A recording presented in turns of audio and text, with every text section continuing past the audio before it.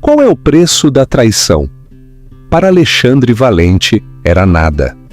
Ele pensou que podia deitar fora a sua esposa de 10 anos, a mulher que construiu o seu mundo, como se fosse uma notícia de ontem.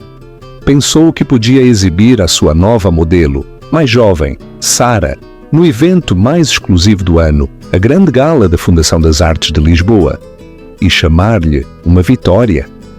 Imaginou a sua ex-esposa, Amélia, sentada em casa, partida e irrelevante, mas esqueceu um detalhe crucial. Quando tu empurras alguém para o chão, tu não fazes ideia de quem se encontrará quando se levantar de novo. Naquela noite, Alexandre Valente estava prestes a aprender essa lição em frente à elite de Lisboa, porque o seu passado está prestes a cruzar a porta e o seu futuro está a abri-la.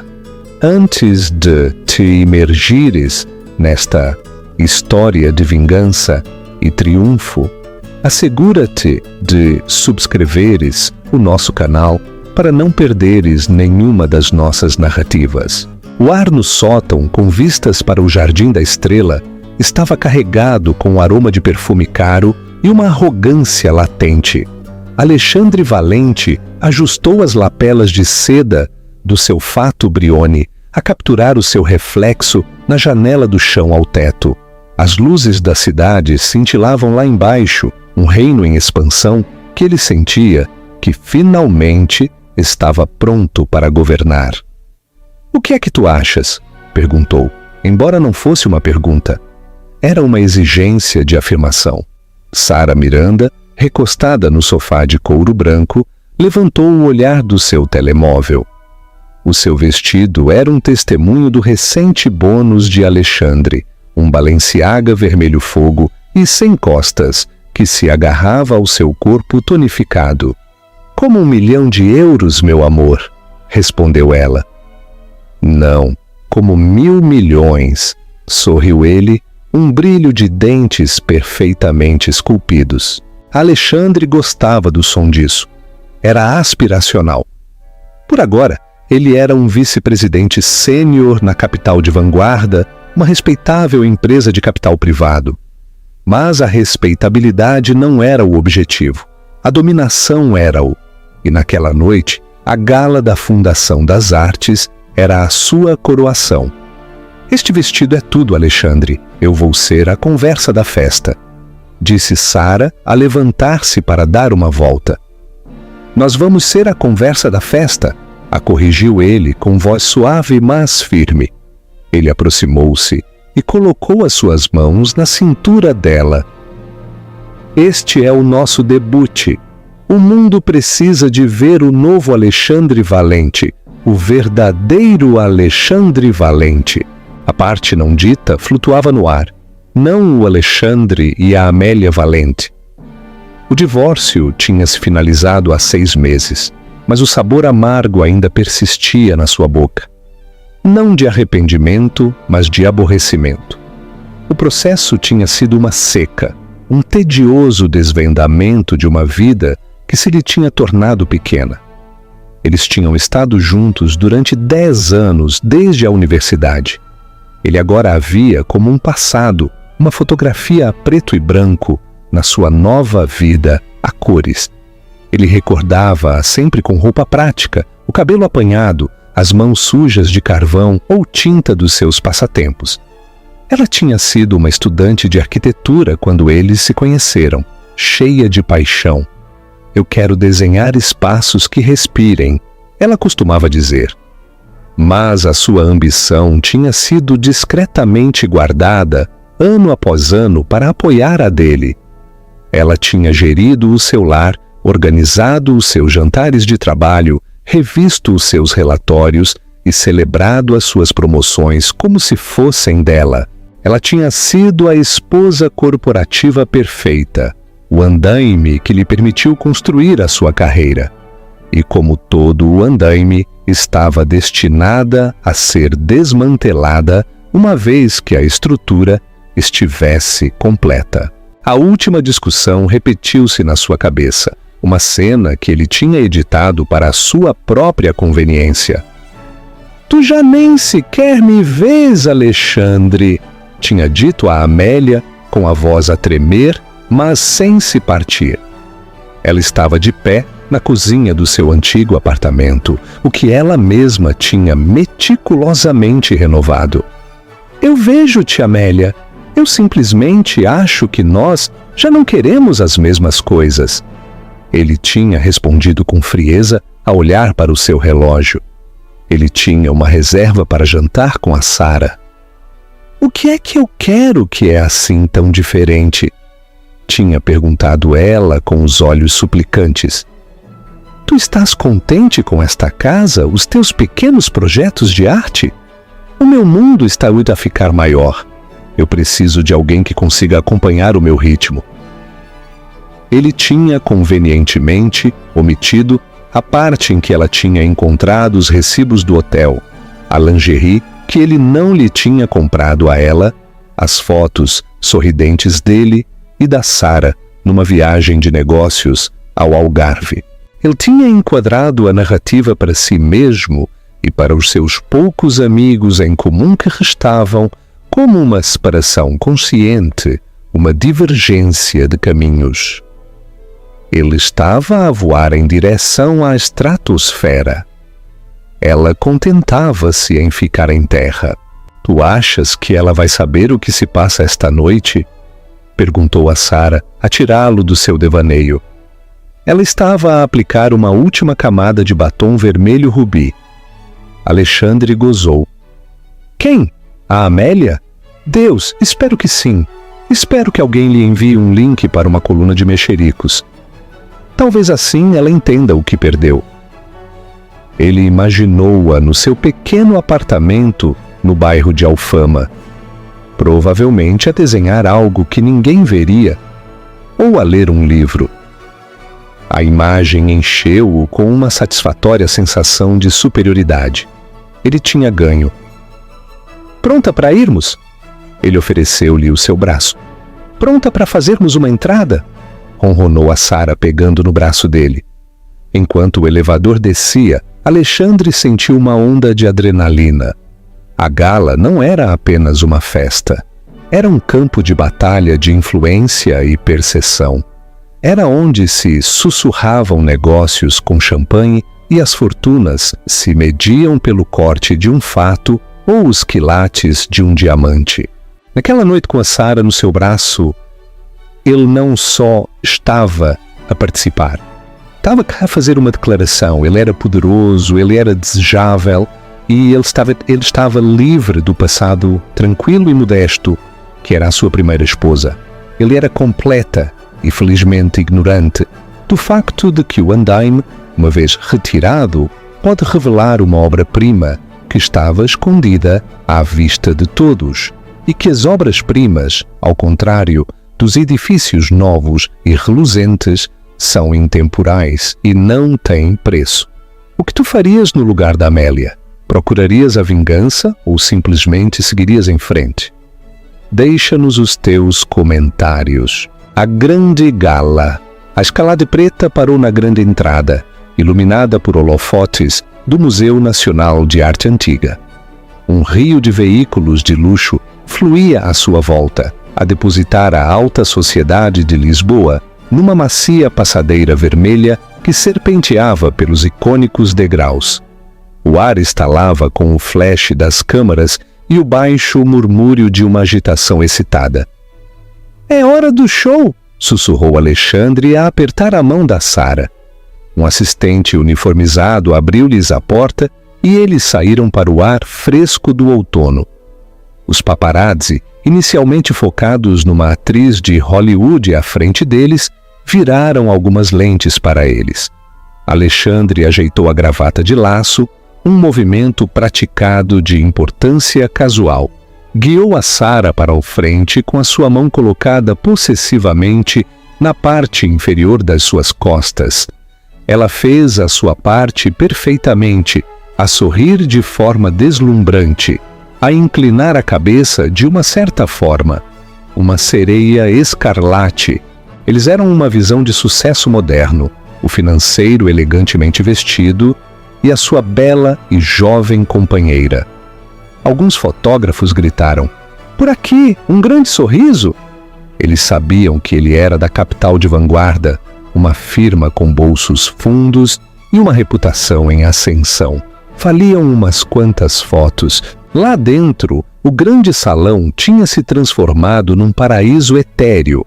Imponentes arranjos de orquídeas brancas e ramos de cristal estendiam-se em direção ao teto abobadado. Os empregados em casacos brancos impecáveis moviam-se silenciosamente através da multidão a equilibrar tabuleiros de taças de champanhe, reluzentes e canapés intrincados. O som era uma sinfonia de copos a tilintarem, risos sofisticados e a suave ondulação de um quarteto de cordas a tocar num canto distante. Alexandre inalou tudo isso. Este era o seu elemento. "Valente velho lobo!" ressoou uma voz. Era o Sr. Veloso, um diretor-gerente de uma firma rival, um homem cujo respeito Alexandre ansiava. "Sr. Veloso, que bom vê-lo!" disse Alexandre a apertar a sua mão com um calor confiante. "Conhece a minha companheira, Sara Miranda?" "Um prazer", disse Veloso, os seus olhos a fazerem um rápido exame de apreciação do vestido da Sara. "Vocês os dois fazem um ótimo casal. A capital de vanguarda deve estar a correr bem."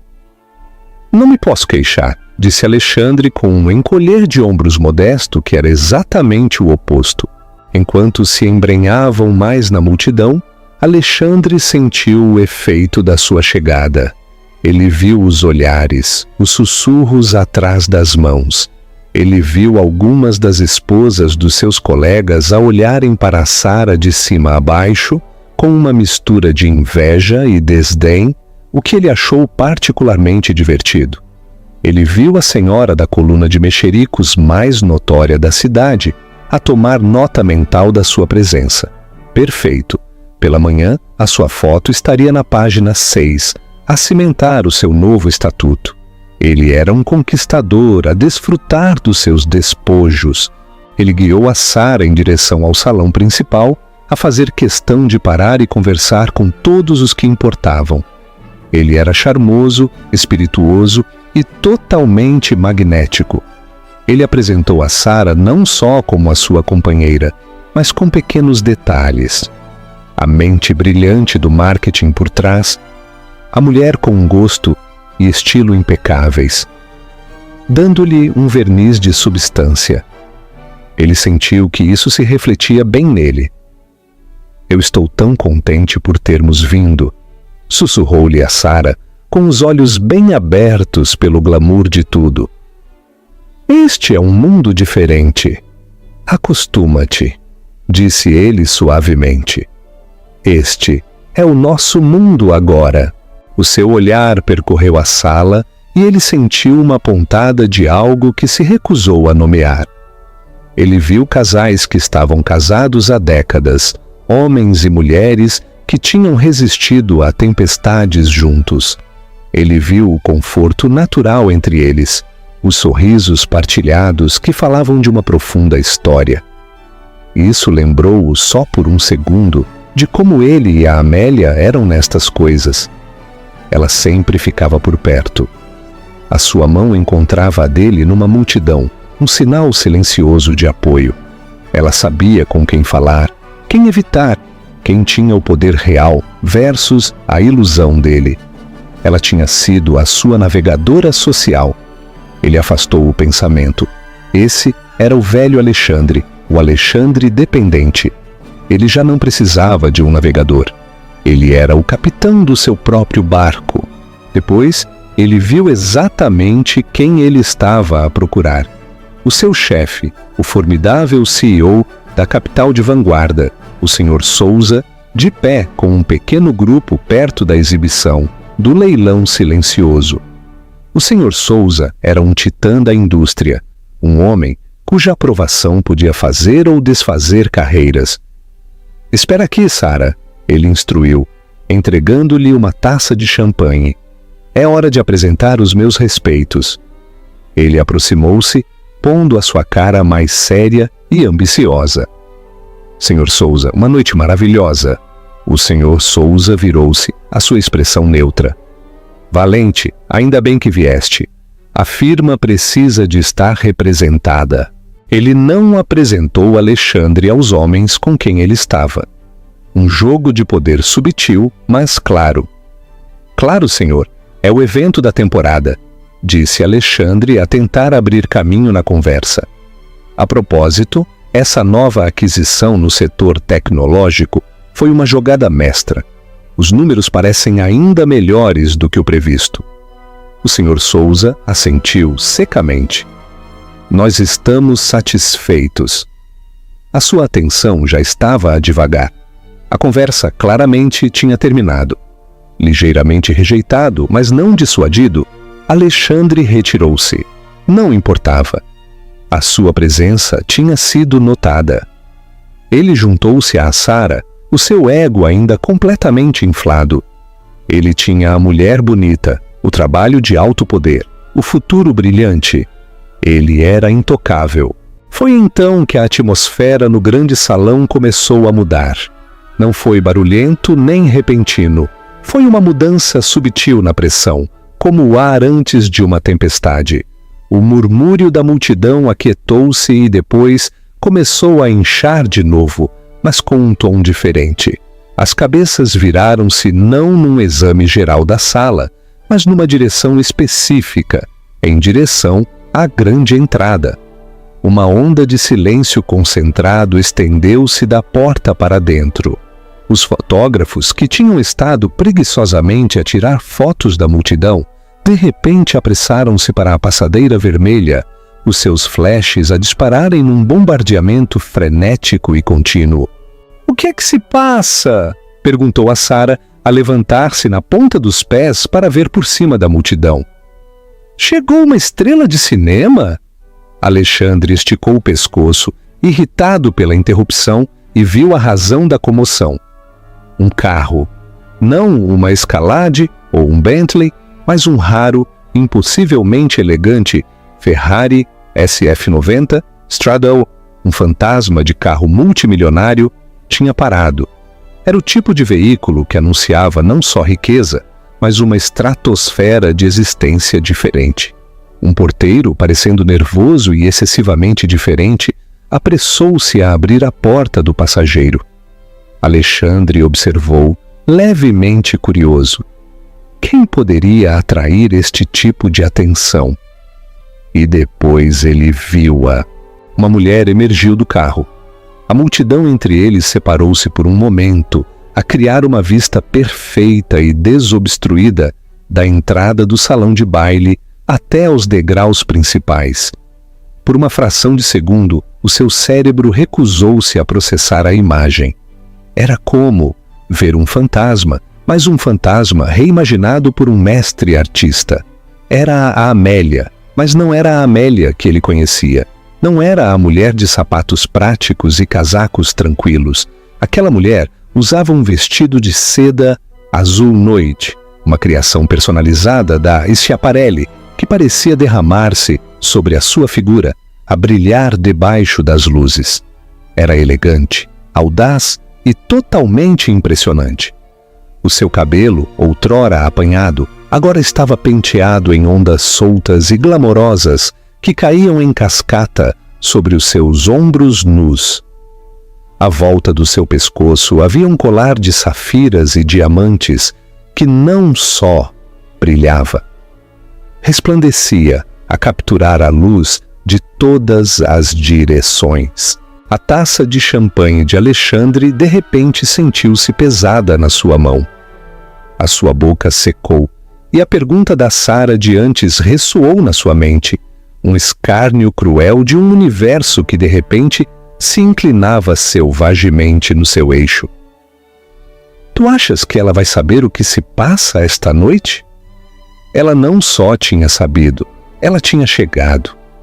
E quando um homem saiu do lado do condutor do hipercarro, um homem que exalava uma confiança tranquila e inexpugnável, que fazia com que a própria fanfarronice de Alexandre parecesse o choramingar de uma criança, Alexandre Valente deu-se conta de que o seu mundo, perfeitamente construído, estava prestes a fazer-se em pedaços. Tu achas que a vida de Alexandre e Sara estava prestes a mudar para sempre? O que tu achas que vai acontecer a seguir? Deixa-nos a tua opinião nos comentários. O rei morreu. Viva a rainha! O homem que emergiu do lado do condutor do Ferrari era Vasco Navarro. O nome em si mesmo tinha peso em salas como aquela, mas era proferido em tons baixos e reverentes, não gritado pelos paparazzi. Vasco não era dinheiro novo, nem era simplesmente dinheiro velho. Era dinheiro dinástico, uma fortuna enraizada na banca e na energia que tinha sido habilmente direcionada para a tecnologia do século XXI e a energia sustentável. Aos 42 anos, ele era o CEO da Inovações Navarro, um gigante global que comia empresas como a capital de vanguarda ao pequeno almoço. Ele era notoriamente reservado, raramente fotografado, e a sua presença em qualquer evento o convertia instantaneamente no evento. Ele usava um simples e impecavelmente cortado smoking preto, sem relógio vistoso, sem joias ostentosas. Ele não precisava. A sua presença era a sua declaração. Ele caminhou à volta do carro e ofereceu a mão a Amélia. A forma como ele a olhava não era o olhar possessivo que Alexandre dava a Sara. Era um olhar de genuína admiração e profundo afeto. Ele disse-lhe algo demasiado baixo para que mais alguém o ouvisse, e ela riu. Foi o som da sua risada que atingiu Alexandre como um golpe físico. Era mais leve do que ele se recordava, mais livre. Era um som que ele não tinha ouvido em anos. Um som que, sem o saber, ele mesmo tinha afogado. A multidão que se tinha separado por curiosidade, agora separou-se por respeito. Vasco Navarro e a sua impressionante companheira começaram a sua subida pelos degraus. Os flashes eram cegantes. Alexandre! Alexandre! Quem é aquela? A voz da Sara era aguda, tingida com uma nota de pânico desconhecido. A confiança tinha se evaporado do seu rosto, substituída por uma testa enrugada e confusa. Aquela mulher parece-me familiar. Alexandre não conseguia falar. A sua garganta era um nó de cimento. Ele sentiu 100 pares de olhos sobre ele. As pessoas que o conheciam, que sabiam do seu divórcio, agora olhavam da visão radiante no portão para ele e para a sua companheira, vestida de escarlate. A comparação era brutal. Ele sentiu uma vergonha quente e picante a subir pelo seu pescoço. Ele e a Sara tinham tentado causar alvoroço. A Amélia e o seu acompanhante acabavam de criar um tsunami. Aquela é a Amélia. Ele finalmente soltou o nome e soube a cinza. A mandíbula da Sara caiu. Os seus lábios perfeitamente pintados separaram-se pela incredulidade. Aquela é a Amélia? A tua ex-esposa? A que tu disseste que era normal? A sua voz era um guincho de incredulidade. Ela olhou da Amélia para o Alexandre e pela primeira vez um vislumbre de dúvida, de reavaliação, entrou nos seus olhos.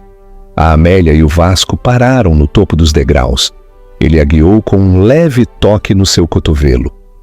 Os seus movimentos eram fluidos e seguros. Eles não caminhavam à procura de atenção. Eles simplesmente a comandavam. Ao entrarem no grande salão, o quarteto de cordas pareceu hesitar por um momento antes de recomeçar. O Sr. Souza, o chefe de Alexandre, que mal lhe tinha dado o tempo do dia minutos antes, interrompeu imediatamente a sua conversa e começou a mover-se em direção à entrada com um passo decidido. Um tubarão que sente sangue, ou neste caso, dinheiro, na água. Vasco, que agradável surpresa! O Sr. Souza ressoou, a sua voz agora a exalar uma bajulação que era repugnante de se testemunhar. Vasco cumprimentou-o com um aceno educado e reservado. Gerardo, Uma grande noite para uma causa digna. O seu olhar era firme, sem perder a energia frenética que a sua chegada tinha causado. E depois, os seus olhos, de um azul profundo e inteligente, percorreram a sala e pousaram por um momento breve e arrepiante no Alexandre. Não havia malícia no olhar, nem raiva. Havia algo muito pior, completo, indiferente desprezo. Era o olhar que um homem dá a algo que está prestes a pisar sem sequer notar. Mas os olhos da Amélia também o encontraram. Os seus olhares cruzaram-se através do mar de rostos boquiabertos. Alexandre tinha esperado ver triunfo nos seus olhos, ou talvez um vislumbre de velha dor. Ele não viu nenhum dos dois. Ele viu uma força tranquila e clara que ele nunca antes tinha visto. Era o olhar de uma mulher que conhecia o seu próprio valor. Uma mulher que já não se definia por ele ou pela sua opinião sobre ela. Naquele único olhar, ela despojou-o de todo o seu poder. Ela não era a esposa descartada, era uma rainha que simplesmente se tinha mudado para um palácio maior. A percepção atingiu Alexandre com a força de um golpe físico. Isto não foi apenas um encontro casual, isto foi uma declaração. Mas não era a declaração da Amélia para ele. Era uma declaração ao mundo sobre quem ela era agora. Ele era simplesmente um espectador insignificante da sua ascensão. Os sussurros explodiram à sua volta, venenosos e rápidos. Aquela é a ex-esposa do Alexandre Valente. Meu Deus, o que é que ele lhe fez? Aquele é o Vasco Navarro da Inovações Navarro. Ele está com ela. Eu ouvi dizer que o divórcio foi complicado. Claramente ela caiu de pé, e em cima de uma pilha de ouro. Olha para a cara do Alexandre. E com quem é que ele está? Tão de mau gosto? A palavra mau gosto atingiu a Sara como uma bofetada. Ela fez uma careta. O seu vestido escarlate de repente pareceu barato e ruidoso, ao lado da elegância intemporal da Amélia. Os olhares de admiração que ela tinha recebido antes agora pareciam-se com apupos. Ela já não era um prêmio, era um prêmio de consolação. E um mal ainda por cima. Ela olhou para o Alexandre não com adoração, mas com acusação. As suas promessas de um mundo maior e melhor estavam a desmoronar-se perante os seus próprios olhos. Ele tinha-lhe vendido um bilhete para a lista A, mas parecia que a sua ex-esposa era dona de todo o lugar. Alexandre sentiu-se preso. Ele queria correr, desaparecer, mas estava congelado no seu lugar. Uma estátua de humilhação num fato da Brione. Ele tinha vindo à gala para ser o homem da noite, mas no espaço de 5 minutos, ele tinha se tornado no motivo de riso. Amélia, guiada por Vasco, começou a mover-se em direção ao salão de baile, a cumprimentar algumas pessoas com um sorriso caloroso e genuíno. Ela movia-se com uma graça que ele nunca soube que ela possuía. Ele sempre a tinha visto como sensata, prática. Nunca se deu conta de que, com o apoio adequado, as pessoas sensatas podiam voar. Ele viu o seu chefe, o Sr. Souza, abajular o Vasco, a rir um pouco demasiado alto por causa de algo que ele disse. Depois o Sr. Souza virou-se e gesticulou em direção a Amélia com profundo respeito. Eles dirigiam-se na direção deles. Não para ele, mas para o palco principal no fundo do salão de baile. O seu caminho os levaria diretamente por onde o Alexandre e a Sara estavam, enraizados no seu próprio inferno pessoal. O momento que ele tinha temido era agora inevitável. Avizinhava-se um confronto, mas enquanto a Amélia caminhava em direção a ele, parecendo régia e serena, ele soube com uma certeza doentia que isto não seria um confronto entre iguais. Seria uma execução. Os poucos metros de carpete persa que os separavam sentiram-se como um caminho de vergonha de 1 quilômetro de comprimento. O ar rarefeito à volta do Alexandre. Cada sussurro do vestido Schiaparelli da Amélia parecia troçar do brilho sintético do vestido da Sara. Vasco Navarro caminhava com o passo sem pressa de um homem que é dono de cada sala em que entra. Os seus olhos estavam fixos para a frente, mas Alexandre sentiu o seu poder periférico. O Sr. Souza, ainda agarrado ao lado de Vasco, como um peixe piloto a um tubarão, foi o primeiro a ver o Alexandre. Um vislumbre de aborrecimento cruzou seu rosto, como se o Alexandre fosse um móvel infelizmente colocado no seu caminho. "Valente", disse, o seu tom cortante e desdenhoso. Vasco e a Amélia pararam. O momento suspendeu-se no tempo. O ruído ambiente da gala pareceu desvanecer-se para um surdo rugido, afocar todo o som e a luz naquele quadro impossivelmente incômodo. Amélia olhou para o Alexandre, a sua expressão serena. Não havia raiva nem pena. Era o olhar educado e distante que tu dás a um antigo colega de um trabalho que já passou há muito tempo. "Alexandre", disse, a sua voz uniforme e fria. Foi a primeira vez que ela disse o nome dele, e soou estranho, clínico. O orgulho do Alexandre, magoado e ferido, fez uma última tentativa patética. Ele sentiu um desejo avassalador de se afirmar, de demonstrar que ele não era a figura patética que todos viam agora. Gesticulou rigidamente em direção a Sara, que parecia querer que o chão a engolisse. "Amélia, tu lembras-te da Sara?" disse, as palavras a saírem mais duras do que ele pretendia. Era um golpe mesquinho e desesperado, uma tentativa de lhe recordar a razão pela qual o seu casamento tinha terminado. O olhar da Amélia moveu-se em direção a Sara por uma fração de segundo. Ela deu um pequeno, quase imperceptível, aceno. Não foi um cumprimento entre iguais, mas um desprezo. Ela nem sequer disse o nome dela. Ela tinha tornado a Sara completamente insignificante. Com um único gesto, a Sara encolheu-se visivelmente, o seu rosto a ficar vermelho, num tom que chocava horrivelmente com o seu vestido. Vasco Navarro, que tinha permanecido em silêncio, finalmente falou. A sua voz não era forte, mas cortou a tensão com a precisão do bisturi de um cirurgião. Ele olhou diretamente para o Alexandre, mas as suas palavras eram para o seu chefe. "Gerardo", disse, o seu tom perigosamente suave. "Eu não sabia que a capital de vanguarda era parte do nosso atual portfólio filantrópico." O Sr. Souza empalideceu. "Vasco, nós somos grandes admiradores do trabalho da Fundação. Contribuímos anualmente." "Admirável", respondeu Vasco, os seus olhos ainda fixos no Alexandre. Depois desviou o seu olhar ligeiramente para incluir a Sara. O trabalho da Fundação este ano foca-se em apoiar artistas e designers emergentes, mulheres com substância e visão que podem ter sido ignoradas. Ele deixou que as palavras pairassem no ar, cada uma um dardo perfeitamente dirigido. Alexandre sentiu o seu sangue a gelar, mas o golpe mestre ainda estava para vir. Vasco voltou toda a sua atenção para a Amélia, a sua expressão a suavizar-se para uma de genuíno orgulho.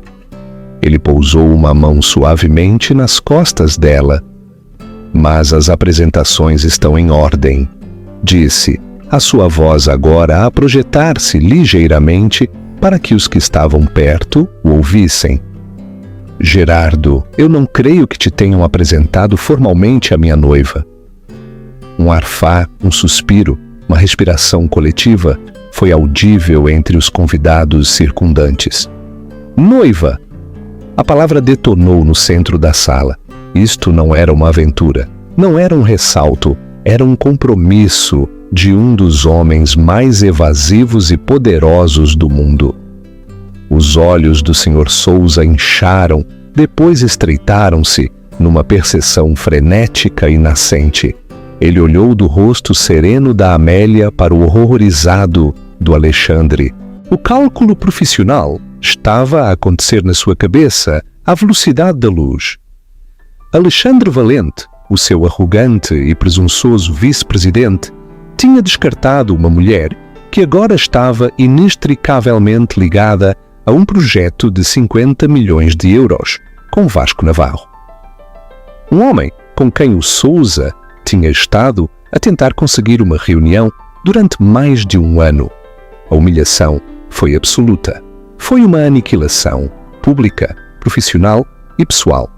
Alexandre tinha vindo à gala para se gabar da sua nova e brilhante vida, só para que a mulher que ele tinha deitado fora fosse desvendada como a verdadeira obra-prima da noite. O que tu achas da incrível transformação da Amélia e da queda do Alexandre? Deixa-nos saber nos comentários, nós lemos cada um deles. O preço da traição. O resto da noite foi um borrão de requintada tortura para Alexandre. Ele e a Sara permaneceram congelados no seu lugar por uns momentos. O epicentro de uma onda de choque de mexericos que agora se estava a espalhar pela gala à velocidade da luz. Cada conversa sussurrada, cada dedo a apontar, cada sorriso malicioso era uma nova facada de humilhação. A Sara foi a primeira a quebrar. Tu disseste-me que ela era uma dom ninguém? Sibilou, a sua voz baixa e venenosa. Tu disseste que ela era uma triste artista a viver numa caixa de sapatos? Tu disseste que eu era a melhor? Como é que eu ia saber? Respondeu Alexandre, a sua voz a quebrar-se. Ele estava na defensiva, perdido. Ela nunca fez nada assim antes. Talvez porque nunca a deixaste. Os olhos da Sara eram frios e calculistas. Ela estava a reavaliar o seu investimento e o valor estava a cair a pique. A vida de glamour que o Alexandre tinha prometido era uma mentira, uma imitação barata do que era real. A vida que a Amélia agora habitava sem esforço. A Sara não tinha subido. Ela tinha sido enganada. Antes que o Alexandre pudesse responder, o seu chefe, o Sr. Sousa, estava de volta. O seu rosto era uma tempestade. Ele agarrou o braço do Alexandre com um aperto de ferro e conduziu-o à força para um canto isolado atrás de uma coluna de mármore. Tu és um idiota, Valente? Rosnou o Sr. Sousa, a sua voz um sussurro letal. Ou apenas um estúpido tolo? Senhor, eu não fazia ideia, gaguejou Alexandre. Cala-te, o Sr. Sousa cortou-o. Apenas te cala. Tu tens alguma ideia do que tu fizeste? Nós temos estado a tentar fazer negócios com a Inovações Navarro durante 2 anos. Toda a nossa nova estratégia de fundos tecnológicos depende de conseguir uma parte do seu novo portfólio de energia. Eu tenho estado a ligar para o escritório dele todas as semanas, a ser bloqueado pelos seus assistentes. E esta noite, finalmente, o conheço. E com quem é que ele está noivo? Com a ex-esposa do meu tolo vice-presidente. A mulher a quem tu traíste e abandonaste. A mulher que agora é a designer principal do seu projeto de 50 milhões de euros. Tu vês o problema aqui, Alexandre? Liga os pontos para mim. A mente de Alexandre era uma parede em branco de pânico. Eu posso arranjar isto. Eu posso falar com ela. O Sr. Sousa soltou uma risada curta e ladradora que não tinha graça. Tu não vais fazer tal coisa. Tu não te vais aproximar da Sra. Romero ou do Sr. Navarro. Tu vais pegar na tua acompanhante. Ele disse a palavra com total nojo. E tu vais sair tranquilamente por uma porta lateral. E eu sugiro que passes o fim de semana a atualizar o teu currículo. O meu escritório, segunda-feira de manhã, 8 Rios em ponto. A voz do Sr. Sousa tornou-se uma calma gélida, que era mais aterrorizante do que a sua raiva. Tu estás despedido. Ele virou-se e foi-se embora, deixando o Alexandre a tremer, a sua carreira a passar pelos seus olhos. Enquanto isso, do outro lado do salão de baile, A Amélia e o Vasco tinham sido recebidos gentilmente na mesa principal, organizada pelo diretor do museu e os chefes da fundação. A conversa foi animada, centrada na arte, na arquitetura e no futuro do design. A Amélia falou com uma eloquência e paixão que cativou a todos. Ela não era apenas uma noiva, era uma visionária por direito próprio. Mais tarde, durante um momento de tranquilidade, enquanto eles estavam num balcão privado, com vistas para a cidade, o Vasco pôs um xale de cachemira sobre os ombros dela. "Tu estás bem?" perguntou suavemente, a sua preocupação genuína. A Amélia olhou para o reluzente horizonte, o mesmo que o Alexandre tinha olhado do seu sótão, mas a sua vista era diferente. Ela não estava a tentar conquistá-lo, ela era parte dele. "Sim, eu estou", disse, e ela estava a ser sincera. "Durante anos eu senti-me como uma sombra. Eu pensava que a validação dele era a única coisa que me tornava real. Ao vê-lo naquela noite, ela não sentiu raiva, não sentiu vingança, não sentiu nada. Ele é apenas um homem que eu costumava conhecer." Ela virou-se para o Vasco, os seus olhos a brilharem de gratidão. "Tu viste algo em mim, Vasco, quando eu nem sequer conseguia vê-lo em mim mesma." Ele sorriu, a meter um cacho de cabelo solto atrás da orelha dela. "Eu vi uma artista brilhante. Eu vi uma mulher de incrível força e integridade que merecia ter o seu nome nas luzes, não escondido nas notas de rodapé da história de outra pessoa. Eu só proporcionei a moldura. Tu és a obra-prima." O seu momento foi interrompido por aplausos do salão de baile. A apresentação estava prestes a começar. Era hora de Amélia subir ao palco. De volta ao canto, o mundo de Alexandre tinha desabado por completo. Ele virou-se para voltar para Sara para lhe dizer que eles estavam a ir embora, mas ela já tinha ido. Ele procurou na multidão e a viu a falar com o Sr. Veloso, o diretor da firma rival.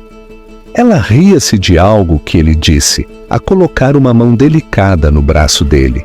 O seu vestido escarlate, um farol de oportunismo.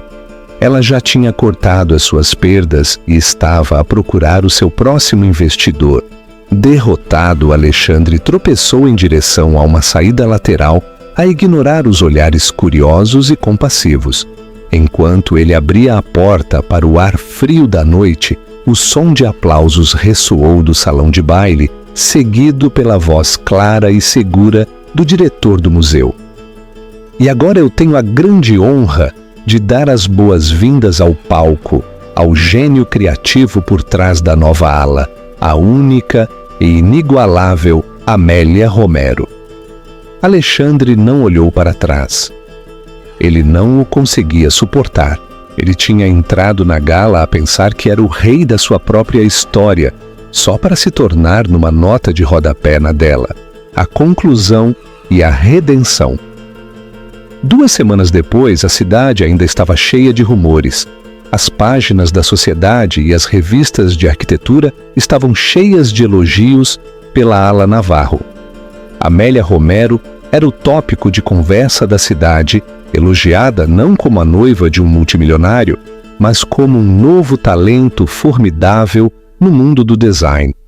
A sua visão, uma fusão de materiais sustentáveis e espaços centrados no ser humano e cheios de luz, foi aclamada como revolucionária.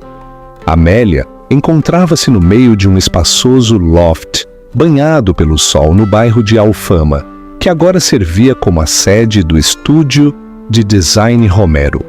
Os planos estavam estendidos em enormes mesas de carvalho, e uma equipa de jovens e brilhantes arquitetos discutiam animadamente amostras de materiais. O ar vibrava com criatividade e propósito.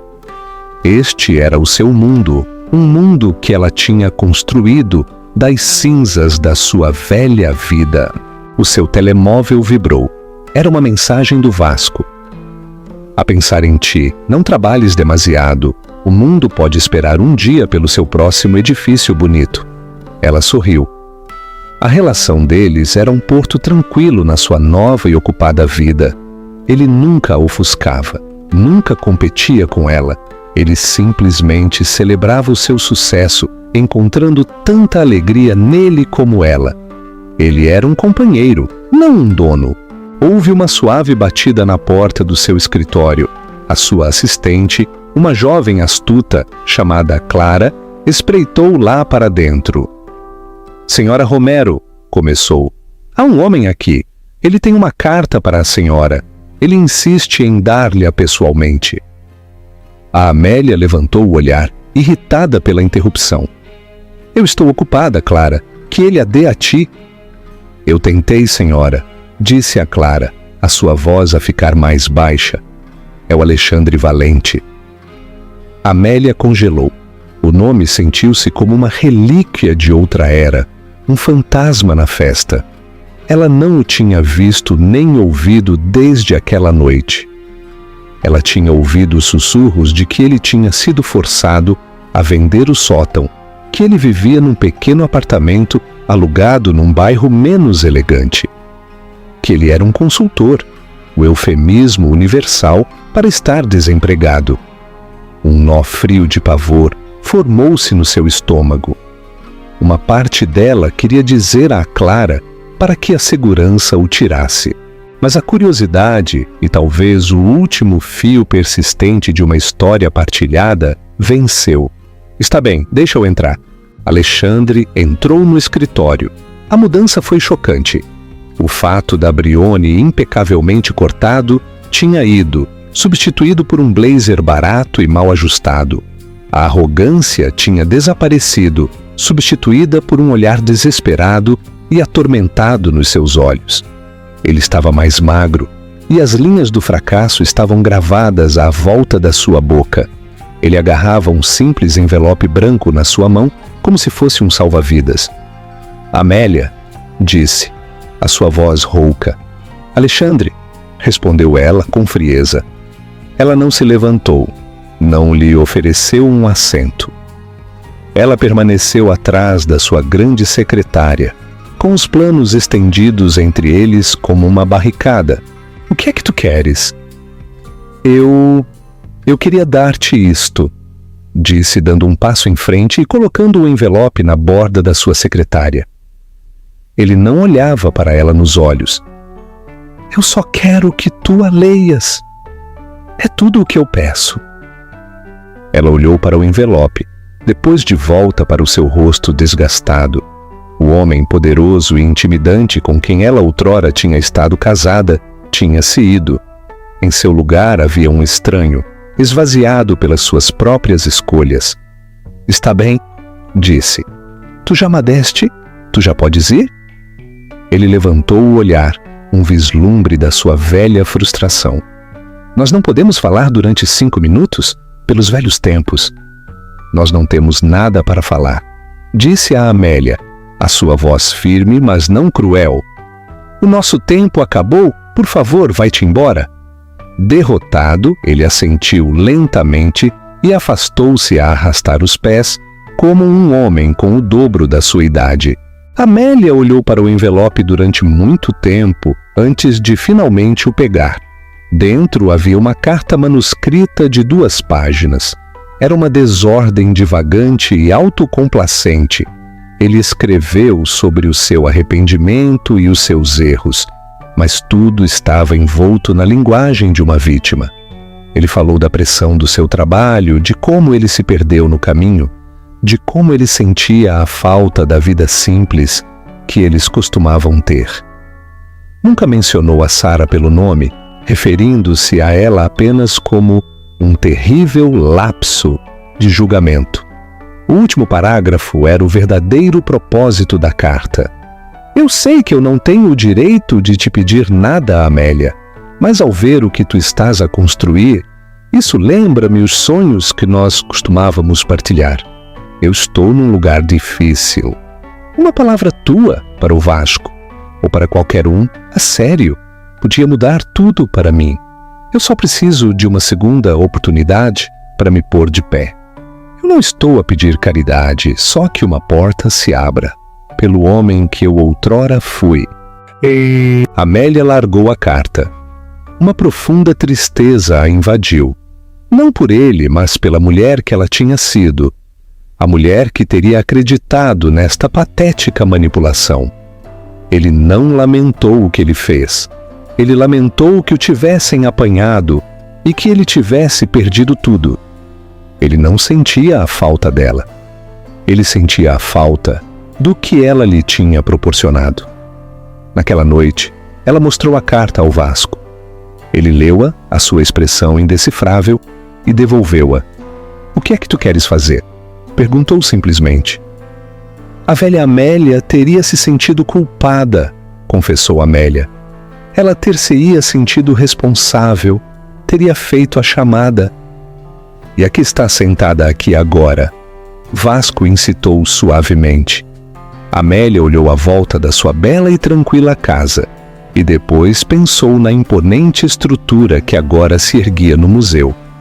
A Amélia que está sentada aqui agora sabe que as segundas oportunidades são ganhas, não se imploram, e que não se pode construir um novo futuro sobre uma base podre. Ela sabia que não o podia deixar sem uma resposta. O silêncio para um homem como o Alexandre podia ser mal interpretado como uma possibilidade. Ela precisava de enviar uma mensagem final e definitiva. No dia seguinte, ela foi a um armazém, onde restavam algumas caixas da sua velha vida. Ela encontrou o que ela procurava: um caderno de esboços de couro, gasto dos seus primeiros anos de casamento. As suas páginas estavam cheias dos seus primeiros e brilhantes designs. Casas suburbanas inovadoras. Centros comunitários. Uma proposta audaz para uma biblioteca em balanço sobre um rio. Estes eram os sonhos que ela tinha partilhado com ele. Os que ele tinha chamado condescendentemente de os seus pequenos projetos. Ela não escreveu uma carta. Ela simplesmente abriu o caderno de esboços num desenho detalhado de um átrio público cheio de luz. Um design que era um claro predecessor do pátio central da Ala Navarro. Na parte inferior da página, com a sua clara letra de arquiteta, ela escreveu apenas 7 palavras. "Eu sempre estive a construir. Tu simplesmente não conseguiste ver." Ela enviou o caderno de esboços para o endereço dele, sem endereço de remetente. Não foi um ato de vingança, mas um ato de verdade. Era devolver-lhe a sua própria cegueira. Semanas depois, no seu insosso e bege apartamento, Alexandre recebeu o pacote. Ele abriu-o e ficou a olhar para o caderno de esboços.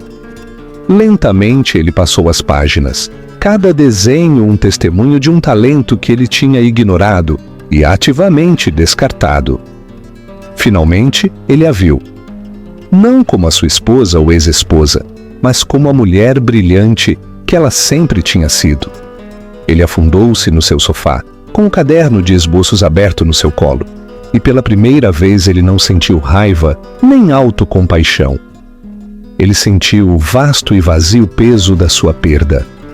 Ele não só tinha perdido uma esposa, ele tinha deitado fora uma fortuna de outro tipo, um tesouro de talento e espírito que ele tinha sido demasiado arrogante e tolo para reconhecer.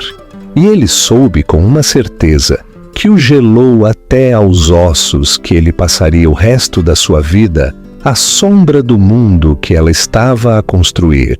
E essa é a história de como uma noite de arrogância calculada levou a uma vida de justiça kármica.